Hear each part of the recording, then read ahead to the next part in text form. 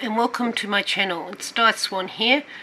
I hope you enjoyed the new intro, and I hope you enjoyed having a quick look through this journal that I'm just about to do the cover.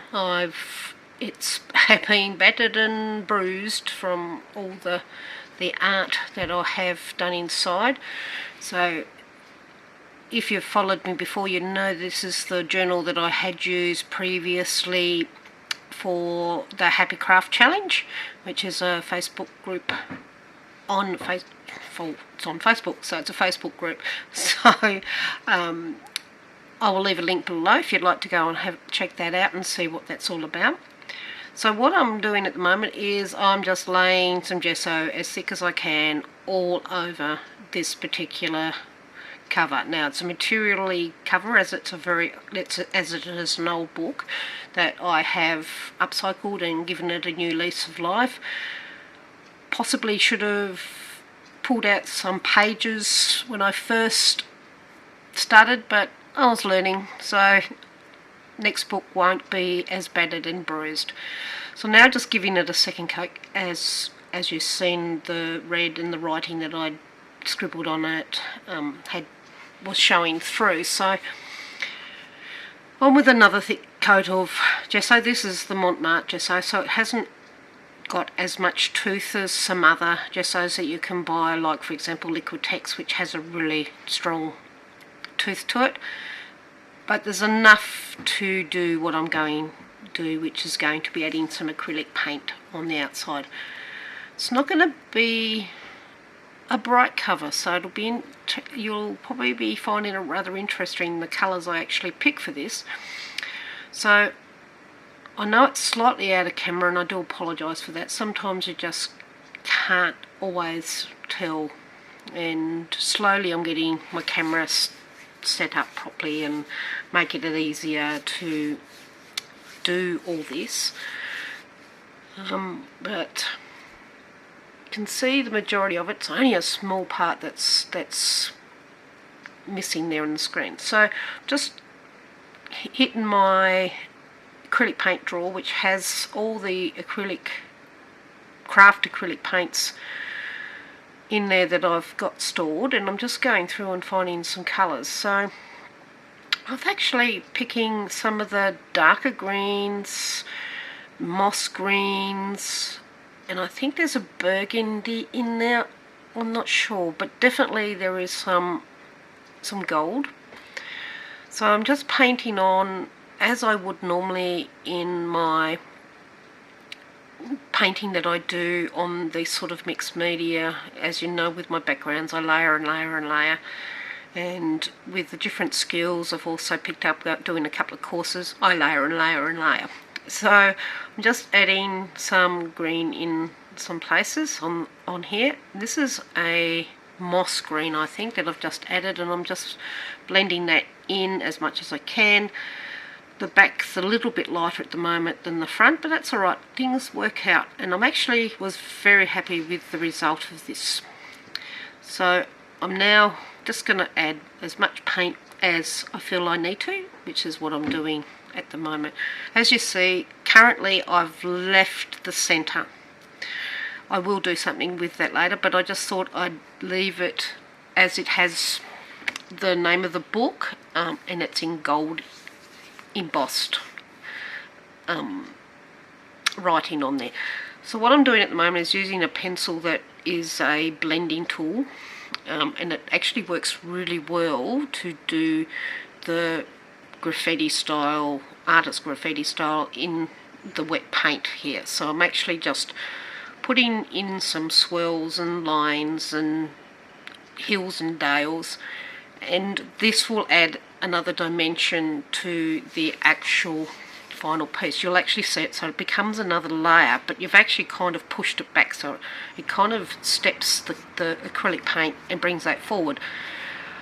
So now I'm getting one of my water pencils. I think this one's it's the actual intense pencil. So here's some silver, adding that to it to add a bit of shine. Need some sparkle in your life, and so this is what I'm doing. I'm adding this. So a bit of silver through, and here comes the burgundy.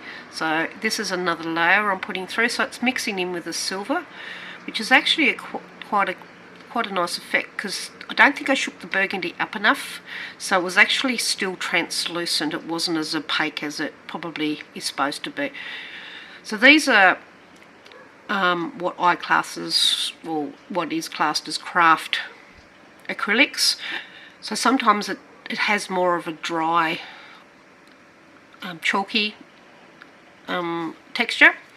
But as I'm adding the metallics, that will actually change that particular effect. So I've actually got some gold I've just added. This is an antique gold that's been put on.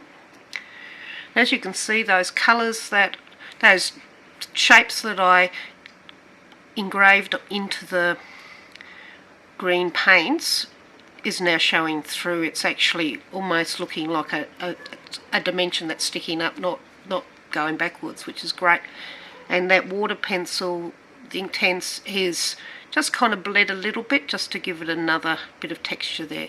So I'm adding some more of this burgundy, and I'm getting a little bit now of the Montmartre white paint, and I'm just blending that through, which is actually creating a pink shade, which is what burgundy and white would produce. So that's what's come out. So now I'm grabbing this stencil I have here, and I am taking back some, or doing the negative with it, and I'm wiping back some paint, and that's creating another dimension in the layout. So I'm giving that a dry. If you can seal what you're doing in each layer, it means that often you're lucky enough that that layer will stay set. Sometimes if you do what I've done up the top, it actually went through 3 layers, as the other layers weren't quite dry underneath. So you've got to remember, sometimes acrylic paints can take up to 24 hours to actually set properly. What we do when we use a heat gun is we're only heating the actual plastic at the top, and sometimes it's actually not setting right through, which is why it's actually bringing forward some of the white gesso, which is fine. It's adding a different effect. So I just keep putting in some more dimensions and just keep sealing it as best I can. I wish I could push that up a little bit. It's actually annoying. I'm sitting here watching it on the computer and it's not in the right spot. But there's nothing I can do from this end at the moment. So now I'm bringing in, excuse me, my archival ink, and I'm adding another layer from that same stencil, and I've moved the book down further. So I'm just blending that in on the page and putting in quite a bit, and now I'm just going around the edges just to add another dimension and giving it a closer. So in I go with some more shapes. As much marks as you want to do on this type of page, it works. So have a little bit of fun with that, as the actual sponge is actually quite dampened with the archival ink. So now I'm setting the archival ink. If you've seen any of my other videos, you'll know that I always set the archival ink, as if it's still damp, it will move. It's like anything. There's often a time between when you've put it down to when it actually is fully set. There is that little gap in time frame, and if you don't set it, it will move. It's the same with my archival pen I use, and other inks. There is that time frame between wet and dry, and if you continue to put wet over something that hasn't set, it will move. So I'm just putting some more of that burgundy in, as I really like that colour. So I'm just putting through in a bit more white, and I'll just keep on doing what I've done previously and just doing different areas and blending, pushing back some of that black,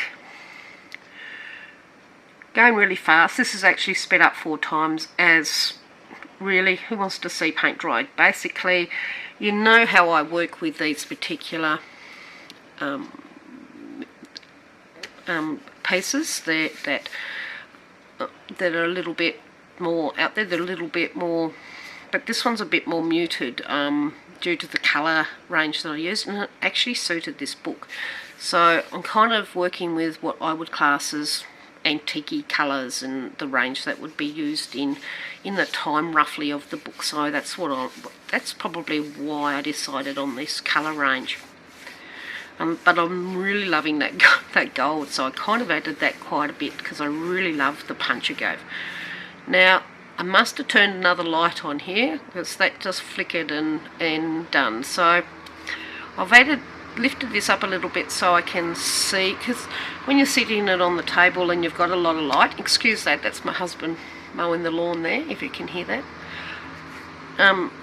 So lifting it up and having it raised a little bit does help you able to visualise the page, because looking down on it like you do doing these overheads, it's often you miss parts because the top of the book is actually further away from you, and it really is sometimes hard to distinguish where you're up to and what you're doing. So putting it up on that slightly raised angle, it gives you it brings that closer, and it just allows you to see a little bit more detail. And plus, the bonus is if you wanted to do some runs or anything, that's the perfect angle to be at to allow paint to run down the actual piece that you're working on. So I don't know what I'm doing now. I've gone off somewhere. I think I've left the table. I must be looking for something. Okay, looks like I've found it. Not sure why I had to go off, but I'm now putting some circles with the leftover white. I've been making white paint and I've been adding the fluid medium to actually allow it, and a little bit of water just so I can get a thinner consistency of this paint. And every now and then as it goes down, sometimes I find it's a little bit thin because it actually goes slightly translucent, but at the same time that kind of works. As you can see here, it's really, really white, and it would be white because it's on dark colours. But when I'm working on some brighter colours, it is actually translucent, so it's more cloudy, which I think actually helps. So what I'm doing now is I've actually got some Indian ink, and that's the lid I'm holding. You can't see the bottle, and I'm hoping I didn't push it over, so that was a plus. So I'm actually just making some brush marks with that. And an Indian ink, if you haven't used it, is a permanent. So once it's dry, it will be permanent. It's like the Pip pens and those type of mediums that have my voice just lost that train of thought. So basically, it's active when it's wet, but when it is dry, it is permanent. So I've done a couple of scribbles there as well around those 3 circles on the front, just to change their position on the book, if that kind of makes sense. They're kind of making them on that layout, making them more prominent. So now I'm going around with the gold, and I'm putting some more marks over the page. Now I'm going to be doing that with the other colours. So I'm actually bringing those other colours into different areas, into different shapes, adding them to the circles to create different effects with each of those, and washing the brush out in between. So now I've actually got into the white again, and I'm actually just making some of the same type of effects I made when I'd done the graffiti and the damp paint. So now I'm doing splashes. I've done some splashes of white, I've done some splashes of the green. Now I don't know what I'm up to. I can't remember. It was so long ago. It's what, the 13th of July I done this, and I'm doing the editing on the 2nd of August. So I decided to get the black and liquid black that I made, and I've just gone over each of those circles with that to give that another dimension as well. And I'm going in with I actually that may, I'm not sure yet, it probably is the Stabilo. I'd have to have a look. I thought the Stabilo was shorter than that. So I'm now coming in with the large Posca pen, and I'm doing all stamping with the actual foam bit. It's actually starting to get rather thready as I've done this so much, just stamping with it. So it's actually caused the foam nib to actually soften up a bit. Excuse me there, I'm just reading some mail. I cancelled a credit card when I got my payout from my super, and they, after 5-6 years, they sent me a check because they overcharged me $100 odd, and they sent me a check. Wonder how much interest they gained on that over the last 5-6 years, whatever it was. That's I scored $100 odd back from the MasterCard people, so that was nice. So now I went and got a stamp. I got one of the calligraphy stamps that I have with some curved lettering, so I'm going to be using that after I've dried off that paint. So on with the archival ink, and I just have inked it all over the stamp, and then I'm just pushing parts of it down. Oh, there was one of my horrific ladies that I did. I thought that was supposed to be hidden, but it wasn't. So again, I'm going around the edges with the blending tool and just giving it an edging, and it kind of, well, gives it a border. And back over again with some of the actual the stencils that I use, because they were being pushed back, so I'm just bringing them a little bit more forward again, or enhancing what I'd already done. So I'm just having a look at the book and seeing what I think, and I like what it thinks. I'm just standing there to have a look at the binder. So what I've done is I've grabbed the burgundy paint. I haven't gessoed it. I'm just putting that burgundy paint straight over the material of the spine, and I'm just giving it a couple of coats of the burgundy. Now you can still see the embossing. I haven't lost that, but what I've done is kind of cleansed the actual bind up. So just setting that,